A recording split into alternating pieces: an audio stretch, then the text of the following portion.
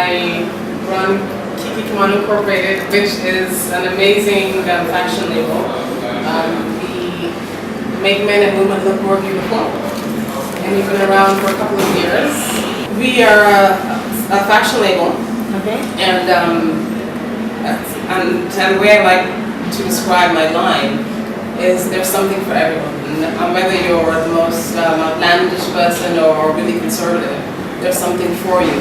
And we pride ourselves in addressing people from 9 to 9, from the boardroom to a cocktail party after work with friends or a date. And so whether it's something as simple as putting on a blazer over one of our pieces, and you take it off for your dinner date, and we love color, because what is a world without color? I just think it's bland, it's dead, it doesn't exist. And I'm inspired by people who are comfortable expressing themselves in different fabrics and colors and silhouettes, and we try to cater to those people. Our main goal is to become the first internationally recognized fashion label serving a global customer base that's manufacturing from a world-class facility in Nigeria while espousing the principles of fair trade. And so that's what fuels me. And so again, there is no typical day. And so whether it's waking up at 9 and after going to bed at 5 in the morning because I'm talking to someone in Asia or back in the US. And I'm seeing clients, I'm sourcing fabric, I'm rushing to our workshop to keep an eye on things. I'm jumping on a plane to go and meet with a client in Abuja, jumping on a plane to Dubai or Paris to get fabric, and turning around the next day, coming back to Nigeria. It's always exciting, and there is no typical day. I've not had a vacation in years, and I don't think I'm going to take one soon because there's so much to be done. But I'm fueled by my clients. I work for them, and I feed off them. And so what they want, I try to do and try to produce. I live on feedback. Good or bad, I'll take it. And I'm not sure if that is what you wanted to hear. That's my answer. Yeah, sure. A long time ago. Okay. I think as a child, I was a very expressive person, and I liked to cut up my twin sister's clothes. And in my mind, I was making them look better, but to her, she was not happy, and I was often scolded. But I think my parents saw that, and they nurtured that, and from an early age, I began to make my own clothes.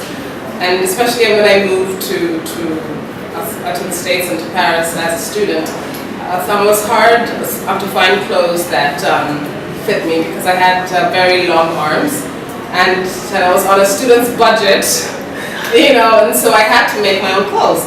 And I realized that as I walk around the streets, whether in Dubai, London, Paris, New York, I'd be stopped by strangers, and they would always comment, "Oh, where did you get that jacket?" or "Where did you get that purse?" I was like, "Oh, I made it. You like it? Thank you." And that happened all the time, and thankfully still does. Oh, gee, I'm asked that a lot, and it sounds cliche about my family. Okay. One, my family, because without them, I would not have been able to lead my career and to start afresh later in life. I started this in my 30s. And my friends and that have known me for a very long time. And it was funny actually, when I left the corporate world and began designing, they all said, "What took you so long?" So this has always been you, and I've never enjoyed seeing you in a black suit. Fashion is your calling. Follow it, and I'm behind you 110%. So definitely my friends and my family. My clients, I'm inspired by what they say, what they think, and I always love it when I get a new client and she receives her clothes in the mail somewhere around the world, and they often send me photographs of themselves wearing my pieces at their event, and they talk about how much attention they got, and they were so happy and they felt so sexy and so confident. And this is what I live for, and this is what motivates me. In terms of where I get my inspiration from, it could be anywhere. I've told stories of how once I was in Thailand getting fabric, and there they have their katas as well, but they're a lot more civilized than in parts of Africa. And I saw a woman, she had a really interesting blouse. I was riding on the back of a motorcycle, and I brought out my sketchbook and sketched what I could remember of that fleeting moment. And then that translated into a bag. I forget the name of it, but and at a different time I was somewhere and saw a pair of Dolce & Gabbana shoes. There's a really beautiful pair of shoes, and that inspired me to sketch a beautiful dress that was well received by my clients. And so it could be anything. It could be a pair of earrings I see someone wearing, or it could be a purse, it could be a car. It really varies per my situation and my state of mind. I've had to realize that it's not about me anymore. I'm running a business. It's not a hobby. And if I'm working till 2 in the morning, then so that's what it takes. I constantly have to push myself. And there are times when I just, after going for 2 or 3 weeks non-stop, I just plop down on a couch and say, okay, let's keep on doing it. So there's never been a time when I said, what am I doing? This is not what I meant to do, because it's my passion. And I'd do it for free if I could, but I can't, so I won't. But it's something I love doing, and I can't see myself doing anything else really. I'm pushed by the drive I have within me to keep on creating. I love to see people wearing my pieces and giving them confidence. And I love when they feel sexy and they feel like a different woman or man as they wear my pieces. And social media, whether it's Facebook or Twitter or Pinterest, I use it to promote my new products. So for instance, I showcased at Fashion Week in London a few times, and so I use Twitter and Facebook to get the word out. And when I have new pieces, new ideas, our new collection, it always goes out on Twitter and Facebook, and as well on BBM. And as well, I always do live tweets from my shows, from the Arise Fashion Show last year and hopefully this year, and London, and as well recently CNN International did a really amazing interview on me, and was shown twice a day for 30 days and shown around the world, and we helped to get the word out on Twitter, Pinterest, on Facebook, via email. And so social media really has changed the way I do business, because I can't make a move without it, and if I do, that would be fatal. I think it's tragic. And so everything, and fashion as well, in terms of reaching our new clients and keeping up with our old clients, it's all social media. But I love creating. I love it when my clients are wearing a piece by me, Kiki Kamanu, and they walk into a room and they own the room. And that's my ethos. Walk into a room and own it. Because of what you're wearing, and you have, and all eyes are going to be on you, and you will feel more confident.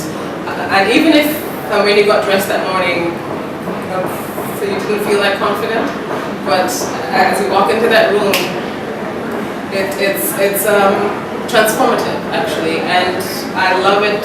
I love to get feedback from clients and speak of how my pieces have changed their life. Really, as silly as that sounds, it does happen. Yeah, I'm thankful. I think one of the main reasons, well, there's several. The main reason I think why we don't have a viable fashion industry, one, it's still growing. It's still growing, but we don't have appropriate or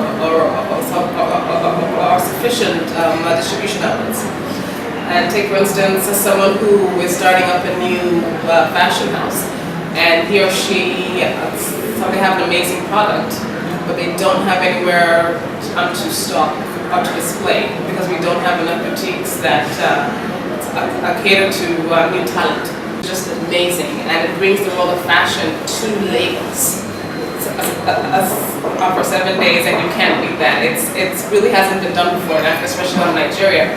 So even though there are several disadvantages, this really is the best time to be in fashion in Nigeria, and you have the social media which is helping us.